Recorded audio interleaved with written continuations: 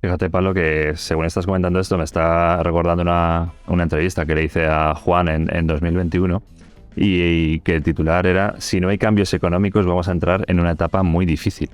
Eh, ¿Tú crees que estamos ahora en esta etapa o todavía no hemos llegado y lo que viene es peor? Vamos a ver, el modelo de deuda que tenemos es insostenible, pero es insostenible por muchas razones. Es insostenible desde un punto de vista del demográfico, de cómo estamos planteando sostener a ciertas personas que se jubilan a partir de una edad. Es un modelo que se creó cuando la edad media de jubilación respecto a la edad a la que la gente moría, había un gap muy pequeño, no como ahora, con lo cual, y no hemos cambiado nada, y la demografía hacía que la base de la pirámide, es decir, los jóvenes, fuesen muy superiores a la gente mayor, y eso está cambiando y tiene forma de rombo cada vez más, ¿no? Eso es un problema. El segundo problema es que cuando tú te endeudas, lo que estás haciendo es traer bienestar futuro al presente. Es decir, si yo quiero comprar una cosa y no tengo capital para poder comprarla o para poder invertir en un negocio, pido prestado con la intención de poder adquirir un bien o hacer una inversión que más adelante, pues si es una inversión, me dé un retorno que me permita pagar la deuda. Eso es la deuda productiva. Me endeudo y luego tengo dinero para devolver la deuda y aún así me queda un beneficio. Pero es que estamos viendo el uso de la deuda de forma improductiva cada vez más. No genera nada, genera bienestar. Pero ese bienestar lo estás trayendo al presente, se lo estás drenando al futuro. Por ese motivo cada vez las tasas de crecimiento son más bajas.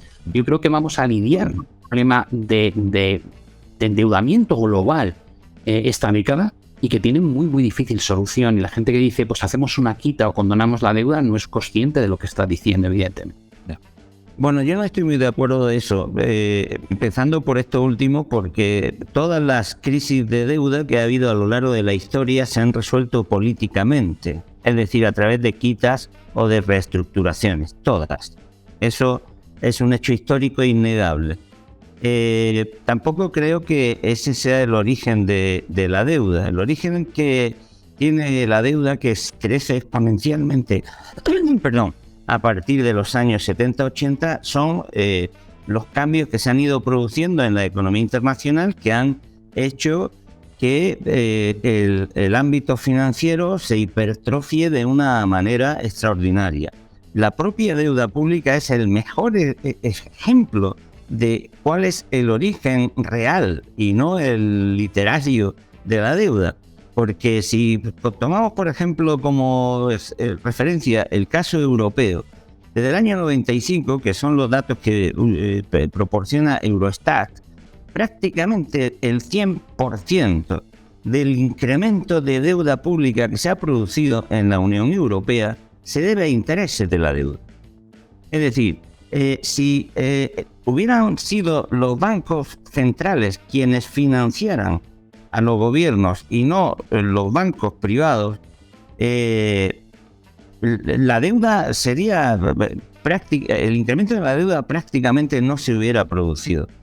Por otra parte, creo que el incremento de la deuda no tiene nada que ver con el ejemplo que se ha puesto de las pensiones, porque y creo que es importante no confundir, porque el dinero que se puede dedicar para las pensiones no depende de la edad de la población solamente, depende sobre todo del volumen de producción que se tenga. Es decir, si hubiera una sola persona trabajando y el 99% un 1% trabajando y el 99% jubilado, si el producto que se genera en esa economía es suficiente, pues no habría problema de sostenibilidad de las pensiones, porque eso es obvio, el dinero con el que se pagan las pensiones depende del producto que se obtenga y por lo tanto de la productividad. Naturalmente, si hay más pensionistas, pues habrá que gastar más dinero, pero habrá que gastar más dinero de una cantidad total de producto mayor. Por tanto, no caigamos en una simplificación. No, Juan, no utilicemos cifras que no son del todo ciertas.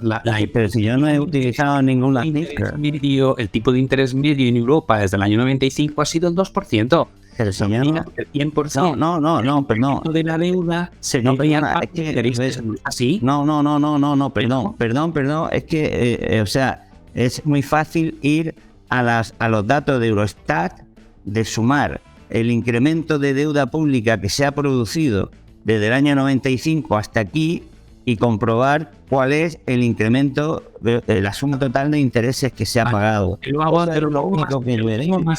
lo pongo más fácil. No te centres en Europa. ¿Tú crees que en Estados Unidos el incremento de la deuda desde el año 95, que ha sido como un 40% de incremento de deuda, se debe al pago de intereses? No, es que Estados Unidos, el problema de la deuda en Estados Unidos es completamente diferente. El problema de la deuda de Estados Unidos es muy distinto. ¿En Japón? Tipos al 0% desde el año 97 y tienen 260 de deuda sobre el PIB. También una solución diferente, compran ellos mismos la deuda, es diferente. El mundo tiene 350 y tantos % de deuda sobre el PIB, como no hemos tenido jamás. 300 trillones de dólares. Pero sí, intentar justificar que no estamos basando el crecimiento económico en endeudamiento que se financia. No, perdón. Yo llevo años escribiendo y diciendo que el nivel de deuda que hay en la economía mundial es insostenible. Ya está. Yo soy lo digo eso, y en el libro que escribo ahora lo planteo como una de las grandes amenazas globales.